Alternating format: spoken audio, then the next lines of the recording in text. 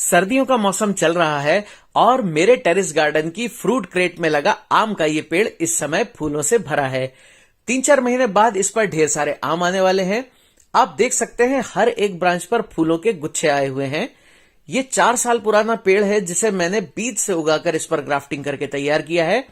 पिछले वीडियोस में बहुत सारे व्यूअर्स ने मुझसे पूछा था कि उनके आम के पौधों में ग्रोथ नहीं हो रही है, नई पत्तियां नहीं आती हैं, फ्लावरिंग नहीं होती, अगर होती है तो सभी फूल गिर जाते हैं, फल नहीं बन पाते या छोटे फल गिर जाते हैं। तो आज के इस वीडियो में मैं आपको बताऊंगा गमले में आम का पेड़ उगाकर ढेर सारे फल कैसे लिए जाते हैं। इस वीडियो में मैं आपको बताऊंगा 4 सिंपल ट्रिक्स जिन्हें फॉलो करके गमले में लगा आम का पेड़ भी बढ़िया फ्रूटिंग करेगा। सर्दियों के मौसम में आपको क्या करना चाहिए जिससे हर एक ब्रांच पर इस तरह की जबरदस्त फ्लावरिंग और फ्रूटिंग हो। आम की बढ़िया ग्रोथ के लिए ऑर्गेनिक खाद का स्पेशल मिक्सचर कैसे तैयार करते हैं जिससे पौधे को फल बनाने के लिए सभी जरूरी न्यूट्रिएंट्स और माइक्रो न्यूट्रिएंट्स मिल सके। साथ ही मैं आपको आम के पौधे को बीज से उगाकर उस पर ग्राफ्टिंग करके भी बताऊंगा। आम की कौन सी वैरायटीज गमले में लगाना चाहिए, ज्यादा फ्रूटिंग के लिए आम की प्रूनिंग कैसे की जाती है। लेकिन सबसे पहले इस वीडियो को प्लीज तुरंत लाइक जरूर कीजिए और अगर आप चैनल पर नए हो तो सब्सक्राइब बटन प्रेस कीजिए। इससे वीडियो की अप्रोच बढ़ती है और मुझे भी आपके लिए नए नए वीडियोस बनाने का मोटिवेशन मिलता है। तो चलिए वीडियो को शुरू करते हैं।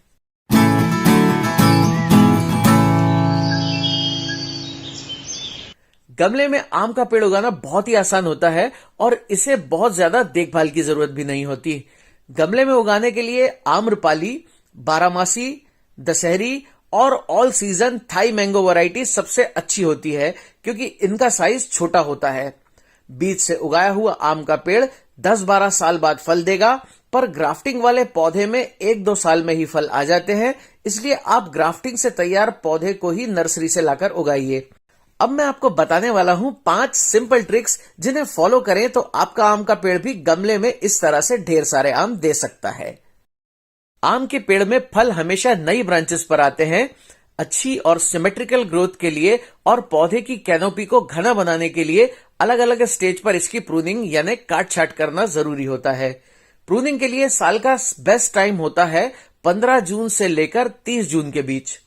2-3 साल यदि आप अच्छी तरह से प्रूनिंग करते रहें तो पेड़ बुशी बनेगा और मल्टीपल ब्रांचेस होने की वजह से पेड़ में फल भी बहुत ज्यादा आएंगे। आप देख सकते हैं इस पौधे में सिर्फ एक लंबी ब्रांच है और ये लंबाई में बढ़ती जा रही है और अगर मैं इसकी प्रूनिंग नहीं करूंगा तो पेड़ लंबा होता जाएगा और इसमें सिर्फ एक ही मंजर आएगा जिसमें 1-2 फ्रूट्स ही बनेंगे। इसलिए अब मैं इसकी प्रूनिंग करने जा रहा हूं। पौधे की पहली प्रूनिंग को फर्स्ट स्टेज प्रूनिंग कहते हैं। सबसे पहली प्रूनिंग तब करना चाहिए जब आपका ग्राफ्टेड पौधा 3 फीट की हाइट का हो जाए। प्रूनिंग हमेशा बड रिंग से थोड़े से ऊपर की जाना चाहिए। अब ये बड रिंग क्या होता है मैं आपको समझाता हूं। इस ब्रांच को देखिए, इस पर अलग अलग जगह से पत्तियां निकल रही हैं, लेकिन यहां ऊपर आकर एक ही पॉइंट के आसपास से ढेर सारी पत्तियां निकल रही हैं। इसी स्पॉट को बड रिंग कहते हैं। ब्रांच से पत्ती जिस पॉइंट पर जुड़ी होती है वहां पर एक बड होता है और यहीं से नई ब्रांच निकलती है। प्रूनिंग के लिए एकदम शार्प कटर लेकर इसे डिसइंफेक्ट कर लीजिए। अब बड रिंग के 2 सेंटीमीटर ऊपर इस तरह से 45 डिग्री कट लगाइए। तिरछा कट लगाने से पानी या ओस की बूंदें कट वाले हिस्से पर नहीं ठहरेंगी। कट वाले हिस्से पर फंगस लगने से बचाने के लिए इस पर हल्दी पाउडर या दालचीनी पाउडर का पेस्ट बनाकर लगा दें। 10-12 दिनों में छोटी छोटी बड्स निकलना शुरू हो जाएंगी। 1 महीने में इसमें से 4-5 सेकेंडरी ब्रांचेस निकल आएंगी।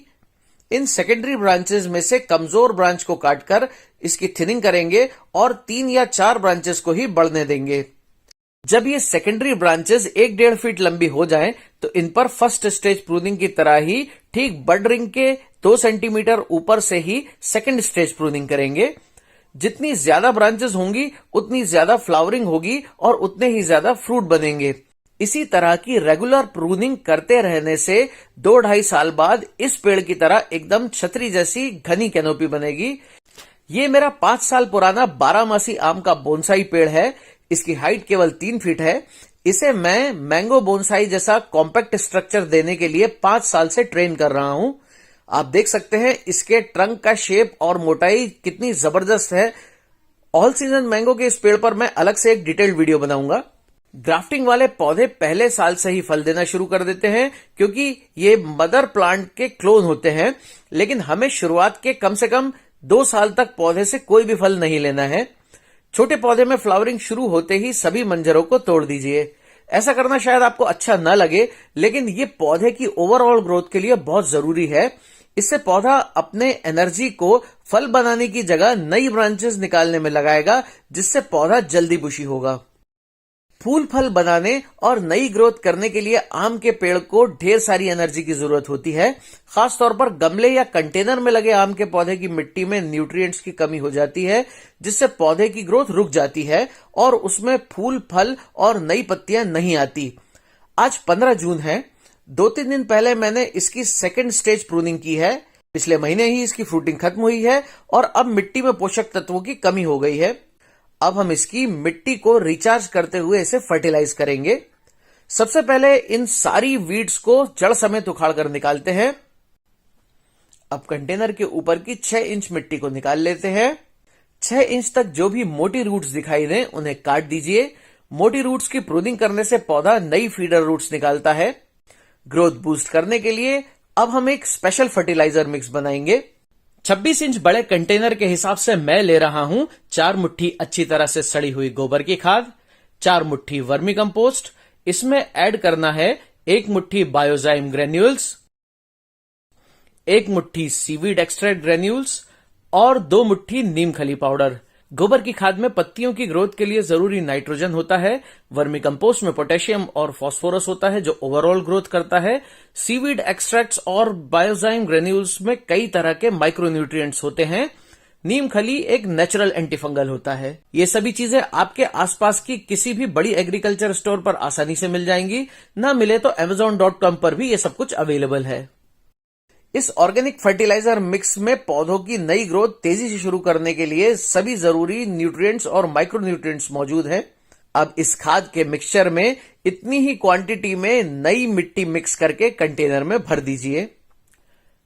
टॉप सॉइल रिचार्ज और फर्टिलाइजर देने के इस प्रोसेस को हमें साल में 3 बार करना है। पहली बार फ्लावरिंग शुरू होने के 1 महीने पहले यानी लगभग अक्टूबर फर्स्ट वीक में, दूसरी बार फ्रूटिंग खत्म होने के बाद यानी 15 से 30 जून के बीच जब आप पेड़ की प्रूनिंग कर रहे हो, और तीसरी बार ग्रोइंग सीजन में यानी मार्च फर्स्ट वीक में। बड़े पेड़ में अक्टूबर और जून के महीने में पेड़ के तने के 2 फीट डायमीटर में 4 इंच गहरी नाली की रिंग खोदकर इसी तरह से मिक्सचर बनाकर नई मिट्टी में मिलाकर भर दीजिए। कई लोग गमले में पेड़ लगाकर उसे सालों साल यूं ही लगे रहने देते हैं, लेकिन गमले में लगे आम के पौधों को रेगुलर माइक्रो न्यूट्रिएंट्स की जरूरत होती है। मैं हर महीने अपने आम के पेड़ों में बायोजाइम ग्रेन्यूल्स यानी काले दाने डालता हूं। बड़े कंटेनर के हिसाब से 3-4 चम्मच बायोजाइम ग्रेन्यूल्स डालकर मिट्टी को थोड़ा लूज कर दीजिए। हर महीने बायोजाइम देते रहेंगे तो आपका मैंगो ट्री हैप्पी और हेल्दी रहेगा। सॉइल रिचार्ज के 4 महीने बाद आप देख सकते हैं कंटेनर में लगे इस आम के पेड़ में नई ग्रोथ शुरू हो गई है और हर ब्रांच से 3-4 नई ब्रांचेस निकल आई हैं। बगीचे में लगे बड़े आम के पेड़ में भी 6 महीने बाद नई पत्तियां निकलने लगी हैं। आम के पेड़ पर बम्पर फ्रूटिंग और जबरदस्त ग्रोथ का एक और सीक्रेट है जिसका नाम है जीवामृत। ये देसी लिक्विड फर्टिलाइजर मिट्टी में उन माइक्रो ऑर्गेनिजम्स को तेजी से बढ़ाता है जो पौधों के लिए जरूरी पोषक तत्व बनाते हैं। इससे मिट्टी की कंडीशनिंग होती है और मिट्टी बेहद उपजाऊ यानी हाईली फर्टाइल हो जाती है। इसे बनाना बहुत आसान है।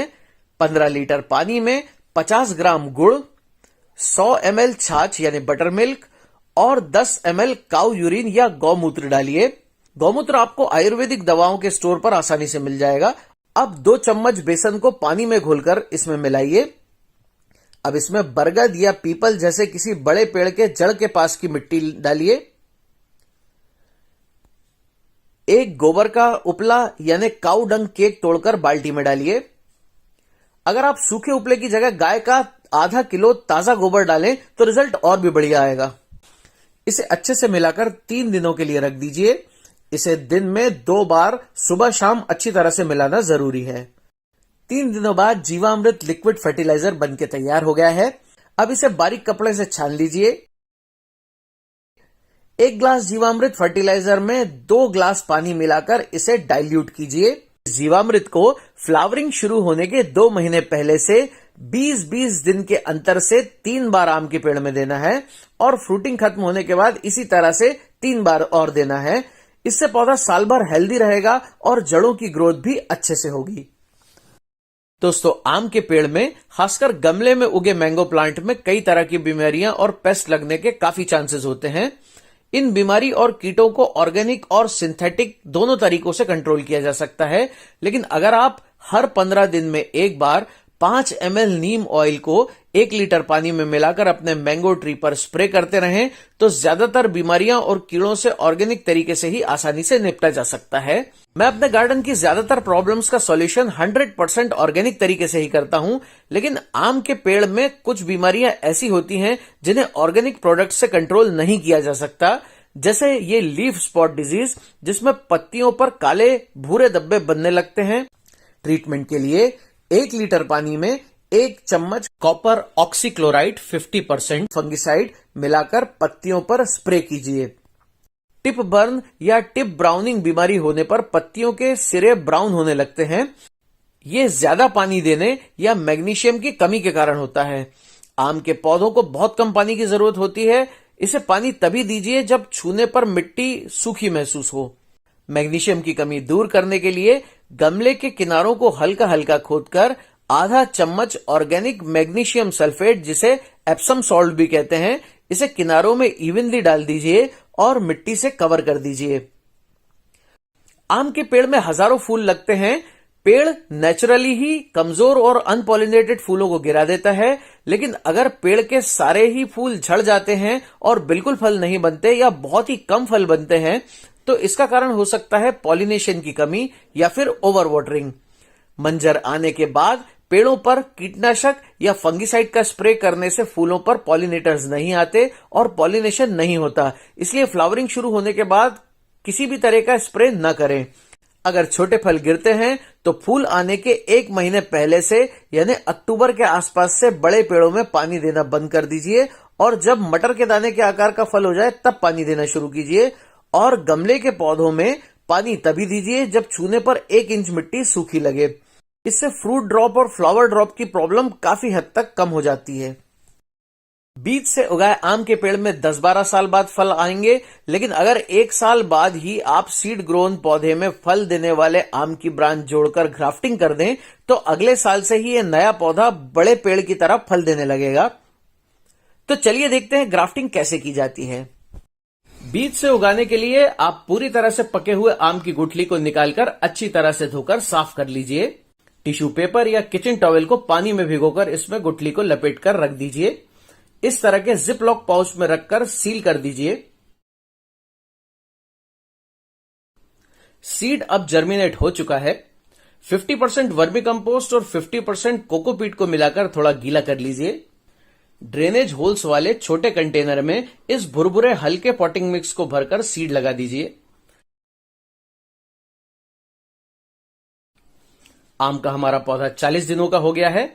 अब मैं इसे बड़े पॉट में 80% गार्डन सॉइल और 20% कंपोस्ट मिलाकर ट्रांसप्लांट कर दूंगा। ये मेरा 1.5 साल पुराना बीज से उगाया हुआ पौधा है।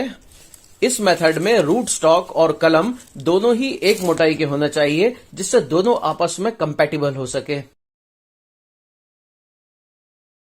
रूट स्टॉक को शार्प कटर से इस तरह से तिरछा कट कर लीजिए। अब ठीक इसी तरह का कट कलम पर भी लगाइए। अब दोनों को आपस में इस तरह से जोड़ना है कि रूट स्टॉक के बीच का डार्क हिस्सा पौधे के बीच के हिस्से के ठीक ऊपर जुड़ जाए। दोनों को आपस में जोड़कर टेप से अच्छी तरह से टाइट बांध दीजिए। ग्राफ्टिंग भी सक्सेसफुल हो गई है। 6 महीने बाद जब प्लांट सेटल हो जाएगा तो मैं इसे 20 इंच के गमले में ट्रांसफर कर दूंगा। किसी भी ग्राफ्टेड पौधे को मिट्टी में लगाते समय हमेशा ध्यान रखिए कि ग्राफ्टिंग वाला हिस्सा मिट्टी में नहीं दबे, वरना पौधा खराब हो जाएगा। अब इसमें भरपूर पानी दीजिए। आम एक ट्रॉपिकल ट्री है, इसलिए इसे अच्छी तरह से फलने फूलने के लिए ढेर सारी धूप की जरूरत होती है। इसलिए इसे हमेशा ऐसी जगह पर रखें जहां 6 से 8 घंटे धूप मिल सके। आज 23 फरवरी है और हमारे आम के पेड़ में फ्लावरिंग शुरू हो गई है। इसमें काफी सारी नई बर्ड्स निकल आई हैं, यानी अभी इसमें और भी ज्यादा फ्लावरिंग होगी। दोस्तों आज 22 मार्च है।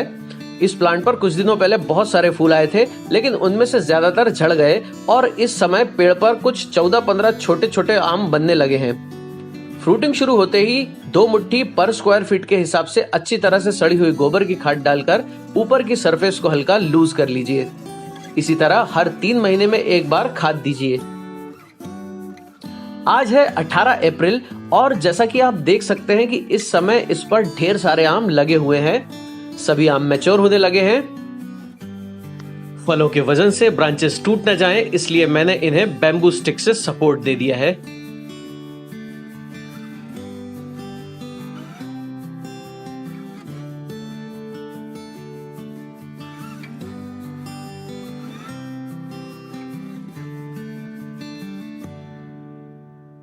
तीन महीने पहले हमारे इस ग्राफ्टेड मैंगो ट्री में फ्लावरिंग शुरू हुई थी और जैसा कि आप देख सकते हैं कि फिलहाल सारे मैंगोज मैच्योर्ड हो गए हैं और हार्वेस्टिंग के लिए तैयार हैं। जैसे ही आमों का कलर डार्क ग्रीन से हल्का सा येलोइश होना शुरू हो जाए, समझ लीजिए अब ये हार्वेस्टिंग के लिए रेडी है। तो चलिए इन मैंगोज को हार्वेस्ट करते हैं।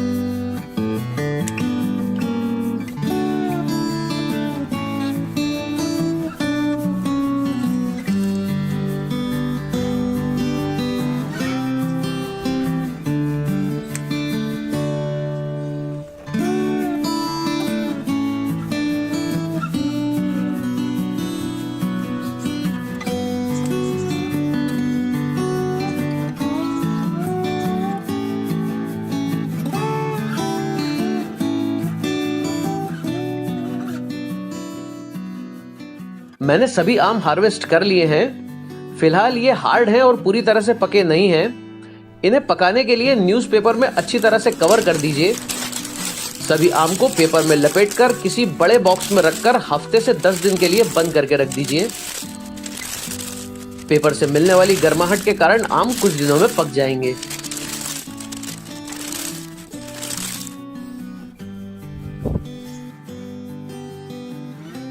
आठ दिनों बाद कुछ आम पक चुके हैं। इनमें से सबसे बड़े और सबसे मैच्योर्ड वाले आम सबसे पहले पकते हैं।